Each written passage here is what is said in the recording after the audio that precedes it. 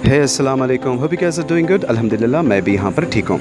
Guys आजकल का जो मेन इश्यूज़ सबके साथ हो गया है, यानी कि ज़्यादातर लोग इंडियंस में जो मेन इशू आजकल आप देख रहे हैं वो होता है हेल्थ इशू। हाँ गाइस, आपने सही सुना। आजकल देखिए सबके साथ कुछ ना कुछ हेल्थ इशू है ही है। मतलब आप किसी को भी पूछ लीजिए कि मतलब आपकी हेल्थ कैसी है, तो कोई कहेगा कि मैं डायबिटिक हूँ, और कोई कहेगा मुझे ब्लड प्रेशर है, किसी को हाइपरटेंशन की प्रॉब्लम है, और फ़लाने आदमी को कुछ अलग अलग सी बीमारियाँ हर तरफ से लपटी हुई है। तो गाइस इसका हल क्या है और हमको क्या क्या करना चाहिए? देखिए कुछ हेल्थ टिप्स हमको फॉलो करना चाहिए। अब जबकि बीमारी आ गई है तो वो तो जाना मुश्किल है, मगर बीमारी को हम जो है कंट्रोल में रख सकते हैं। और एटलीस्ट हम इतनी तो कोशिश कर सकते हैं ना कि अपना प्रॉपर डाइट फॉर्म और जो है मतलब जो भी फूड हैबिट्स को चेंज करना है, हम उसको जो है चेंज कर कुछ ना कुछ अच्छी चीज़ें कर सकते हैं। तो मैं भी कुछ आपको बताना चाहता हूँ कि क्या क्या कर सकते हैं हम, जिसकी वजह से हमारी हेल्थ अच्छी हो सकती है। जैसे कि हमने बताया था कि हमारा चैनल जो है सिर्फ़ एक विज़िटिंग चैनल नहीं है। हम जो भी नॉलेजेबल फैक्ट्स होते हैं वो प्रेजेंट करने की कोशिश करते हैं। तो हम ये कोशिश करेंगे कि लाइक खुसूसी अब मैं बात कर रहा हूँ तो मैं ये कोशिश करूँगा कि कुछ हेल्थ टिप्स आपके साथ मैं शेयर करूँ जो मैंने अपनी ज़िंदगी में थोड़ा बहुत फ़ॉलो अप किया है, क्योंकि मुझे फ़ायदा हुआ है और इंशाअल्लाह ताला आपको भी फ़ायदा होगा, मैं समझता हूँ। तो गाइज़ जब मैं जो है अपने कॉलेज डेज़ में था, तब जैसे कि हर हैदराबादी का तो एक शौक़ होता ही है, जैसे कि जिम वर्कआउट रूटीन्स जैसा करते हैं ना। तकरीबन लोगों को आप जिम में देखेंगे, और वो भी हैवी वेट्स के साथ, या मतलब तकरीबन लाइट और हैवी वेट्स के साथ तो आप देख ही रहे होंगे हर किसी को, और करना भी चाहिए। मतलब जैसे कि यंगस्टर्स में जो शोल्डर और चेस्ट होता है वो बनता है सिर्फ जिम से। तो हर किसी को, हर यंगस्टर्स को एक ना एक बार तो जिम जाना ही चाहिए। इससे क्या होगा कि आपका जो शेप बनेगा ना, मतलब जो शेप बनेगा शोल्डर्स का और जो चेस्ट होता है वो तो आपका बन जाएगा। इसके बाद मैं आपको जो है, इसके बाद मुझसे क्या गलतियाँ हुई थी मैं आपको बताऊंगा इसके बाद। देखिए जब हम कर रहे थे तो अब जैसे कि जोश में आ जाते हैं ना, वैसे मैं भी जोश में आकर हैवी वेट ज़्यादा हैवी उठाने गया था। मैं 4 साल हो गए थे मेरे, बहुत अच्छी बॉडी हो गई थी, मगर जो है जितना उठा सकते उतना ही उठाना, ज़्यादा उठाए तो चकले लग जाते। तो वैसे ही हुआ था कि ज़्यादा वेट्स उठाने की वजह से थोड़ा सा बैक में पेन हो गया था और कैच हो गया था, और इतना भयानक कैच हो जाता है कि मतलब आपको फिर वो जाता नहीं है। तो इस वजह से मुझे कुछ प्रॉब्लम्स आई। तो मैं थोड़ा थोड़ा आपको प्रॉब्लम्स बताऊंगा, फिर उसका मतलब कैसे मैंने उसको सॉल्व किया वो भी बताऊंगा। सॉल्व तो ये नहीं हो रहा था, क्योंकि मैं फिर ऑर्थोपेडिक को भी बताया कि मेरे बैक में बहुत प्रॉब्लम हो जा रहा था, एकदम बॉडी जो है जाम हो जाती है एकदम आपकी। तो इसके लिए मतलब सॉल्व करने के लिए हमने क्या क्या स्टेप्स उठाए मैं वो आपको बताऊंगा। अगर यंगस्टर्स मुझे सुन रहे हैं जो भी जिम करते हैं, जैसे बॉडी एकदम कड़क हो जाती है ना, हिले नहीं ऐसा एकदम रोबोट के जैसा, तो वैसा नहीं रहना है।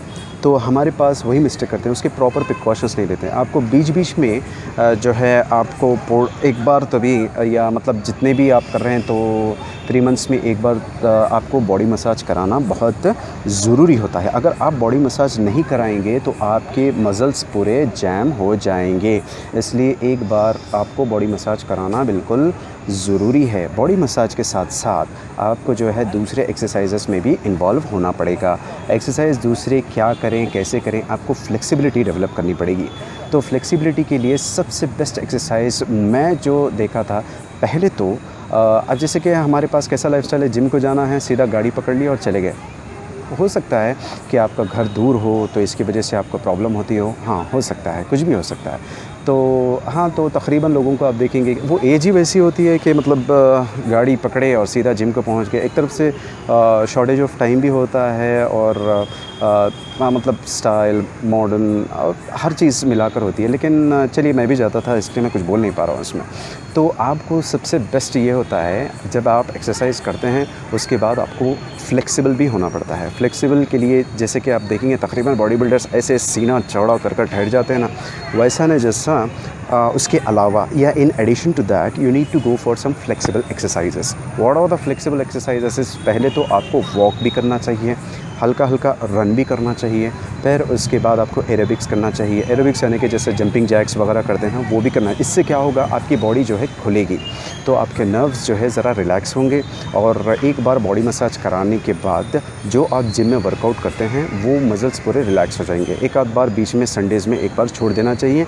और घर के पास या कहीं भी जिम के एडिशन के अलावा आपको जो है थोड़ा सा एरोबिक्स टाइप लाइक वॉकिंग का या जैसे कि जंपिंग जैक्स और जो भी फ्लेक्सिबल एक्सरसाइज होती है, योगा भी अगर है तो बहुत अच्छा है, वो कर सकते हैं। लेकिन मुझे सबसे अच्छी चीज़ जो मालूम हुई मैं बाद अभी बताता हूँ आपको।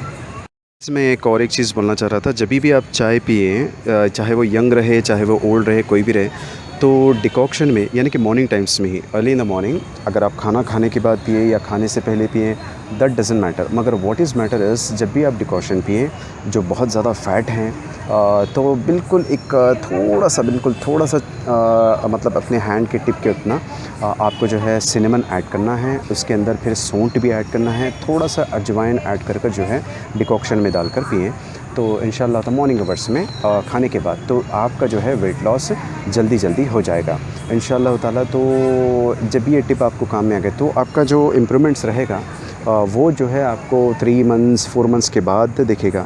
बीच बीच में अगर स्वीट्स खाना दिल बोला, ज़्यादातर जो है मैदे के आइटम्स को अवॉइड करना है। जैसे कि बहुत लोगों को बर्गर पिज़्ज़े की बहुत आदत हो जाती है, मुझे भी बहुत हो गई थी। और वो रहता वो टाइम जैसा रहता उसके हिसाब से आदत हो जाती। तो आपको क्या करना है, बर्गर पिज़्ज़ेस को जो है जैसा फ्रीक्वेंसी ज़्यादा होती है उसको आहिस्ता आहिस्ता आहिस्ता आहिस्ता कम कर देना है। यानी कि आप अगर वीक में 3-4 बार खाते हैं तो उसको 2 बार फिर 1 बार, उसको ऐसा एक सिस्टमेटिक फॉर्म में आपको रिड्यूस भी करना है उसको। मैदे आइटम्स को ज़्यादातर अवॉइड करना है। जैसे कि नूडल्स मैं भी बहुत खाता हूँ, अभी भी खाता हूँ, लेकिन ज़्यादा नहीं, वीकली वंस और ट्वाइस बस उतना ही। अब मैं मेरा एक सिस्टमेटिक वे में आ गया है, तो मैं थोड़ा अगर मुझे ज़्यादा महसूस हुआ तो मैं स्किप ज़्यादा करता हूँ, जिसमें कि मुझे कैलोरीज़ बर्न हो जाते हैं। तो मैं मीठा भी खाता हूँ, और अगर मैं जब भी मीठा और कुछ भी अगर ऐसी चीज़ें खाता हूँ जो कैलोरीज़ बढ़ा देती हैं, तो मैं उस हिसाब से जो है वर्कआउट भी कर लेता हूँ।